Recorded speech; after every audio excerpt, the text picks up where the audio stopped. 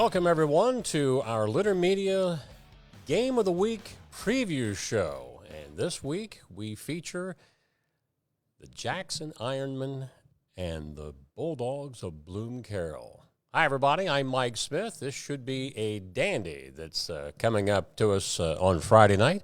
Dan is on another assignment, but he'll be on the sideline for Friday night, gathering all of the video, while Tom Beard and I will be doing the play-by-play live on our Litter Media Game of the Week on Litter Media Radio. Great to have you along with us today.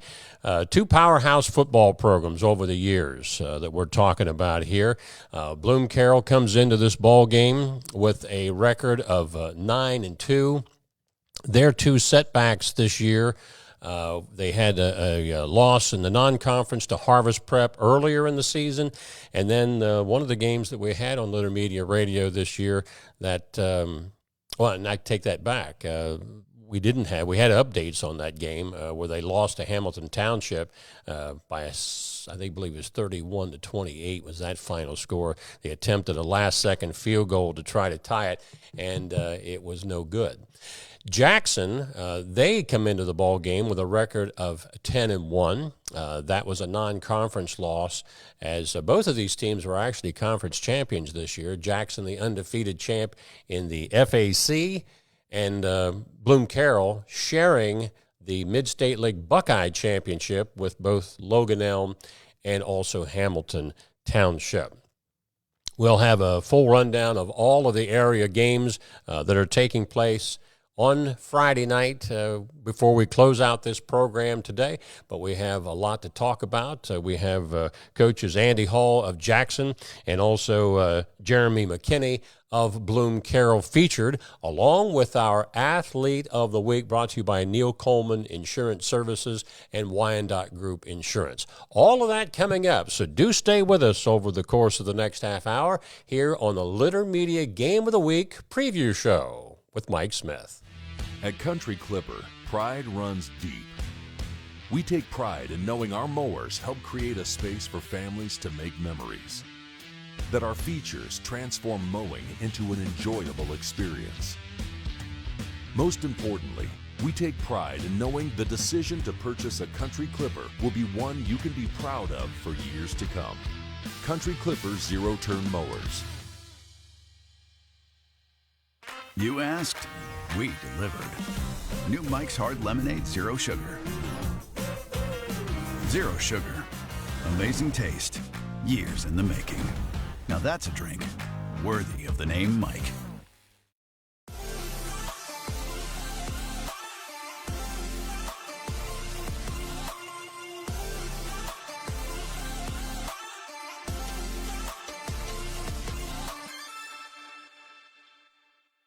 At Rathkamp Financial, we act as your advocate in all wealth matters. We believe in long-term relationships and working to earn your continued trust with our customized investment solutions. Our greatest satisfaction comes from working with clients for many years and helping them realize their dreams. Up next on the Litter Media Game of the Week preview show is Coach Andy Hall of the Jackson Ironmen, a 10-1 record heading into this year, FAC champion, and your kids have kind of had an easy ride, so to speak, just because you have outscored everybody 3-1, it seems, in most of your games here of late. Yeah, I mean, conference-wise this year, not as tight as it's been the last few years. But I give credit to our kids, really in the off season and in the preseason. We played, we scrimmaged Ashland, Kentucky, which is undefeated still right now. Dayton Bellbrook, who is in the second round of the playoffs again this year. And then our non-conference season, with, Ironton and Wheelersburg and Hamilton Ross, big D2 school. And of course, Withersburg, I think those games got us ready for, a conference schedule. Ironton is the only team that you've stubbed your toe against, and they're not too much to sneeze at because just of the history they have had in recent years. But your offense has been averaging, 56 points a game since Western Brown, which was game 3 or game 4 this season. What clicked for your offense after that game? Well, I think our offensive line has gotten so much better. We had no returning starters coming back to this season. We only had two offensive players coming back total, and two on defense. So, this year was an unknown about who could step up and play. We had a first year start at quarterback. We have three sophomore receivers. We had, the only two kids coming back were our two running backs. So, tied in through the whole offensive line was new. So I think it took some time, and I think in that second game against Ironton, our youth showed. Ironton has a lot of kids coming back, and it was a tie ball game going in the second half, and then we just let things get out of control. And the Terry kid, who's got I think now 12 Division I offers, he took over the game and broke open two big long runs. But I think since Ironton, we just kind of learned we got better. The experience of these young kids and our offensive line gelling. Has really incorporated a lot of things in the passing game and the throw or the running game. Right now we've got Cade Wolford, who's averaging 11 yards a carry. He's got 1,400 yards rushing and 33 touchdowns. Nolan Johnson has 900 yards rushing. He's averaging a little over 10 yards a carry, and he's got 12 touchdowns. And then Buddy Wolford, Cade's younger brother, our starting quarterback, he's thrown from was 1,200 yards, 17 touchdowns, only one interception. So. Not turning the ball over has been key, but also getting explosive plays from our offensive linemen to allow those kids to do their thing has really helped us throughout the year. It sounds like you've got the 1-2 punch in that backfield as well. And if that offensive line gives them some room to roam, they've got the speed to roam. They do. Cade's going to sign with Kent State here in another month on a scholarship, and of course Nolan Johnson's only a junior, so. He's got some more room to grow and improve there. But, like I said, it really just starts up front with, only one starting senior on the front line this year in Dylan DeLong. And he's really kind of set the tone for us attitude wise. He's a tough kid, a little undersized at guard, but he's physical, and he's kind of shown these other guys how to finish blocks. And, Jacob Allen, who played a little bit for us last year as a freshman, as a sophomore. He's 6'3", 280-pound kid. He's a Division I prospect, but only a sophomore. I think, his improvement, and then, the rest of these guys, Colson Oyer, who's our other tackle, he's a junior. We've got Hunter Seitz is a junior center. We got, Jeb Thompson, who's a starting guard, a sophomore. Ryan Taylor plays guard. He's a junior. These guys, Xander Irvin, who is a senior, but he plays center, guard, and tackle. So he'll play it all. Those guys, along with Raji Condit, he's a senior tackle, but first year starter. So those we play 7 or 8 kids, and all of them have had really nice seasons. It's not good to hear. And some of those young ones, they'll be back, and that's going to make you happy for the future here too. The immediate future is, though, you've got Bloom-Carroll and their recent history, playoff wise, they've done just about everything they need to do except win a state championship. They come in, and I'm sure there's things that perhaps is keeping you and your coaching staff up at night as you prepare for Bloom-Carroll this weekend. It is, like you said, they are in a position where we want to be. They've been in Canton, Ohio. They've played for a state title. They've won the region, in Division IV and now in Division III, 3 years in a row. So, Coach Bartholomew, who really got that thing going before he left for Olentangy, established a culture of winning. And I think also established a culture of toughness in that part of the state where it's a lot of throwing the football, a lot of finesse. I think, Bloom-Carroll kind of went back to more of an old school mentality. Last year, they only threw 2 or 3 times a game, and that took them to the state championship. Now, this year, they are a little more diverse. The second-year quarterback has done a better job of throwing the football. He has a 6'6" tight end that's at Central Michigan. I don't know if he's committed, but I know he's got, that offer and maybe a couple of our MAC offers. But they've got weapons. They returned their starting tailback, who's a 2,000-yard rusher last year, and he's amazing to watch. I think he's going to Army. So they've got their own stable of running backs and skill guys that they use with, a big offensive line led by their left tackle who's committed to Purdue. So, again, a lot of big-time players that have been used to this type of stage that we'll be competing against.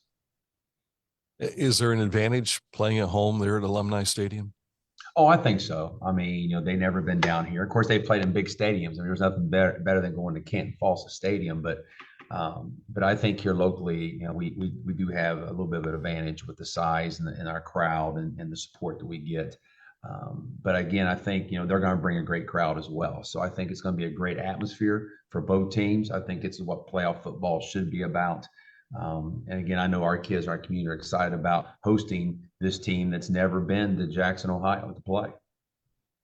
And in our eyes, it's the marquee game in Southeast Ohio. And of course, it's the Litter Media Game of the Week. And Andy Hall, you and the Jackson Ironman, good luck to you. We'll see you Friday night. Thank you very much. Appreciate having me on. Again, Andy Hall of the Jackson Ironman. Jackson has had high school football since the year 1898.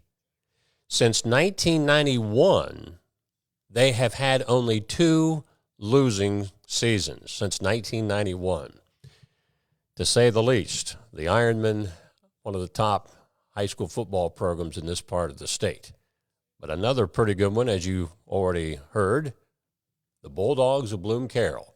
Dan Ramey talked to Coach Jeremy McKinney, and we'll get to that right after this on our Litter Media Game of the Week preview show. Find a career you love with Pickaway Ross Adult Education. Skilled trades careers are in high demand with no signs of slowing down. Pickaway Ross offers career training programs with expert instructors and hands-on learning tactics to create a variety of opportunities.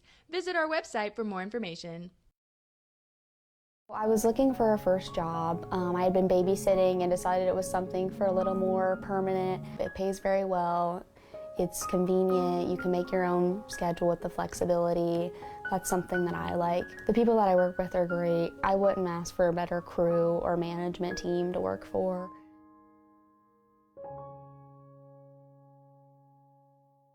This is Andy Tomlinson. When ensuring what's important to you, our agents are there when you need us the most.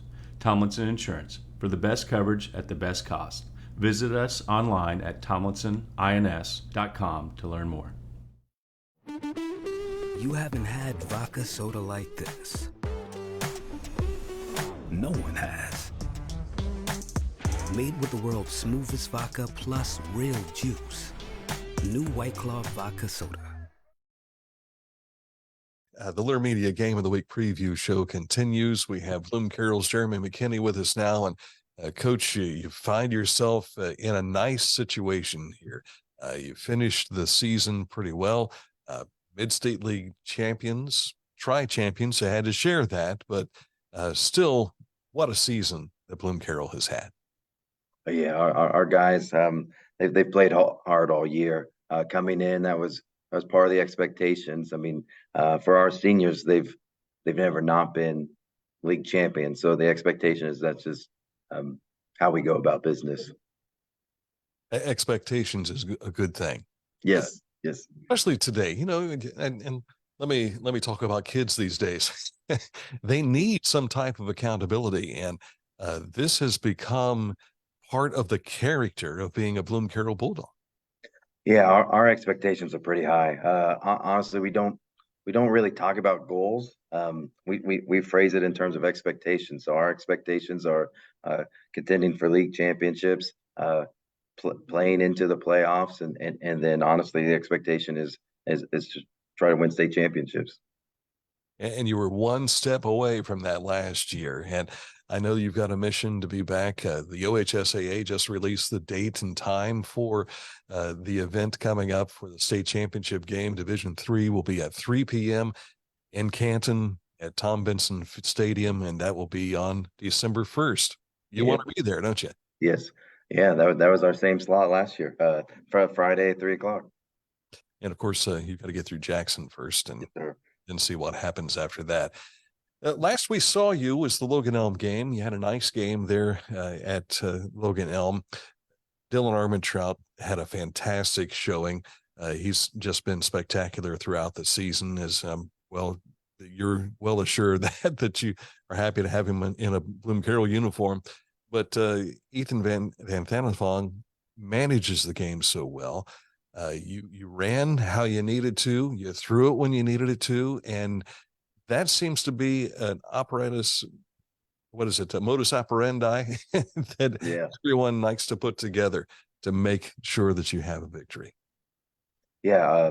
So last year we kind of got in the habit of we were able to kind of focus on our run game, and this year coming in, the plan was Ethan is a junior, rely a lot more on him and his ability to throw the ball because our strength coming back from last year's team was our receivers and defensive backs, or receivers and defensive backs. So we want to make sure we can get our best players the ball, and so whether that's running it with them or throwing it with them. I mean, even against Logan Elm, the last time you guys saw us, you see Broden Bishop in the backfield. You saw Jet Jones in the backfield as well as playing receiver.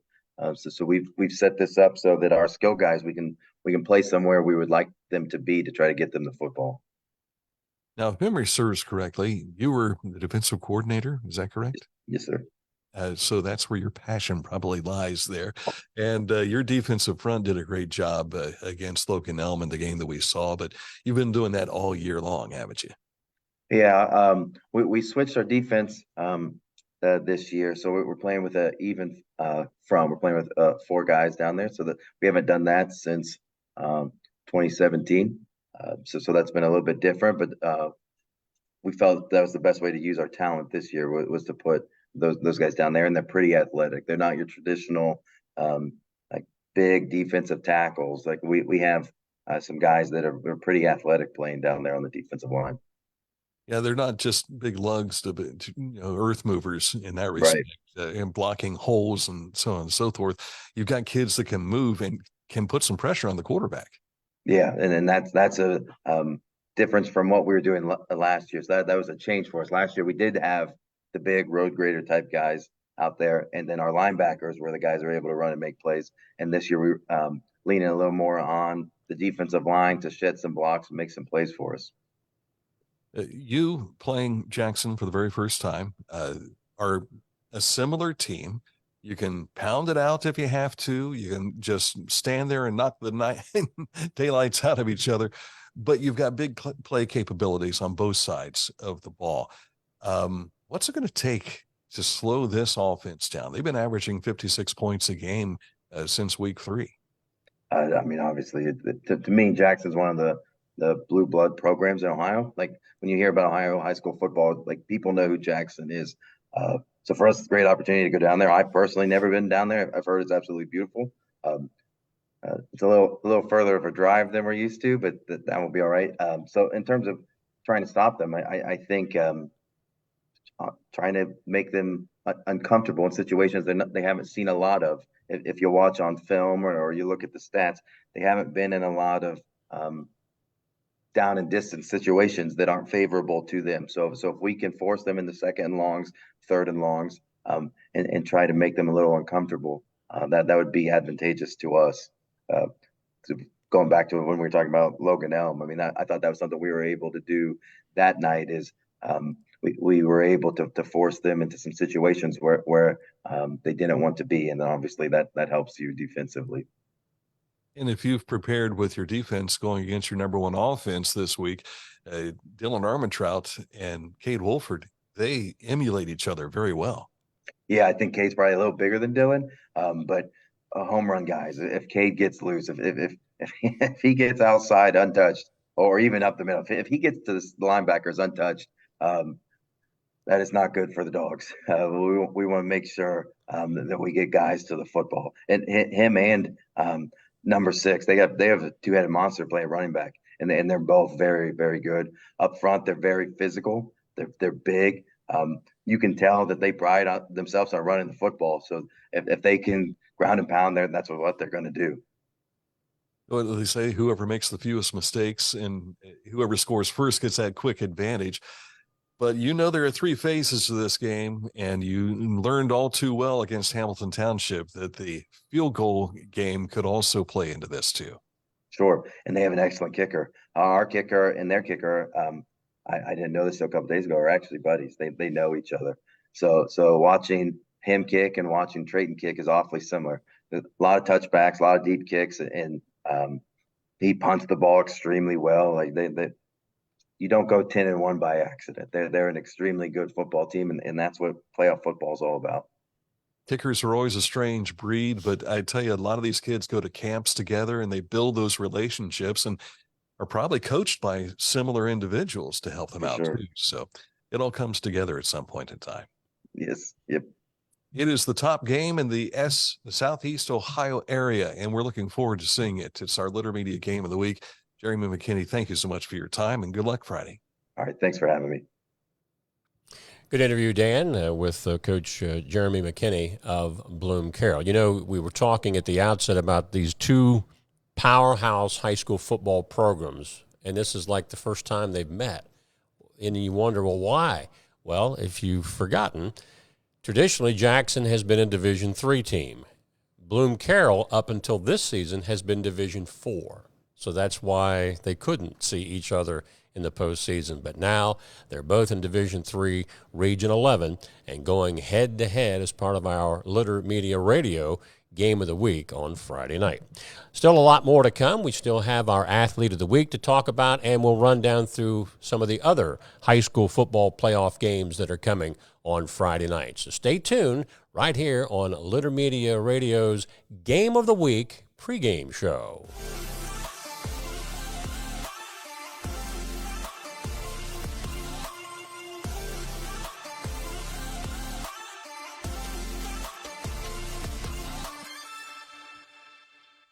Whenever I first applied for the Archways opportunity, oh, do I have to pay this back? Do I have to do that? Like, is it a loan? And it's not. It's a scholarship. A goal of mine is to graduate college debt-free. If you're a crew member, you get $2,500 a year, and if you're a manager, you get $3,000. And especially if you're going locally to college, like to the branch or something like that, it's really helpful.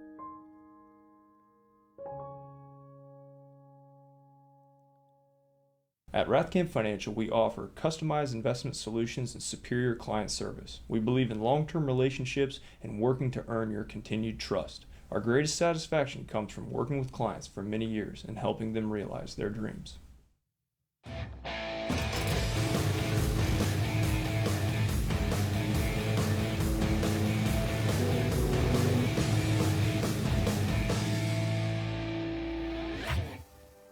Now that's one fast mower. Take command of your lawn with Dixie Chopper, the world's fastest lawnmower. All right, back here on the Litter Media Game of the Week pregame show. We have now, as we do each week during this program, our Athlete of the Week. And we want to say congratulations to Paint Valley's Carson Free. This past week, or the week one of the playoffs, a Paint Valley win, Carson became Paint Valley's all-time leading pass catcher, pass receiver. And the record that he broke belonged to a first-team All-Ohioan by the name of Chris Young. I can remember doing Chris's games when he was on the radio. I think his senior year they got all the way to the regional finals before losing to, it was either the semis or the finals, I can't recall. They got beat by Columbus Academy, who that year went on to beat Amanda Clear Creek for the state championship. But our weekly Athlete of the Week is brought to you by Neil Coleman Insurance and Wyandotte Mutual Insurance Company. If you'd like to nominate a player, any amateur athlete is eligible to win. Go to our website at littermedia.com and look for Athlete of the Week, and you'll get more of that information there. All right, when we come back to wrap up, we'll go down through the list of the remaining teams in our area, which goes over several different regions, to tell you who they're playing in their respective games on Friday night, right here on the Litter Media Game of the Week preview show. This is Andy Tomlinson. When insuring what's important to you, our agents are there when you need us the most. Tomlinson Insurance, for the best coverage at the best cost. Visit us online at tomlinsonins.com to learn more. Find a career you love with Pickaway Ross Adult Education. Skilled trades careers are in high demand with no signs of slowing down. Pickaway Ross offers career training programs with expert instructors and hands-on learning tactics to create a variety of opportunities. Visit our website for more information.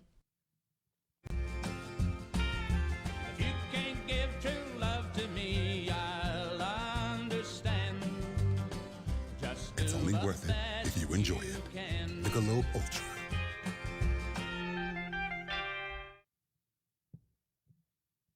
All right, let's take a look at who all is playing in our region, our area of the state. Let's be more precise for Friday night high school playoff football. This is week 2, which is actually the quarterfinals. We get into regional semifinals in the following week. But again, our Litter Media Radio game of the week will be Bloom-Carroll 9-2 at 10-1 Jackson. This is Division III, Region 11. Miami Trace at 7-4 is at Bishop Watterson 10-1. Bell Fountain at 9-2 is at 11-0 London, and Tri-Valley at 9-2 is at unbeaten Granville.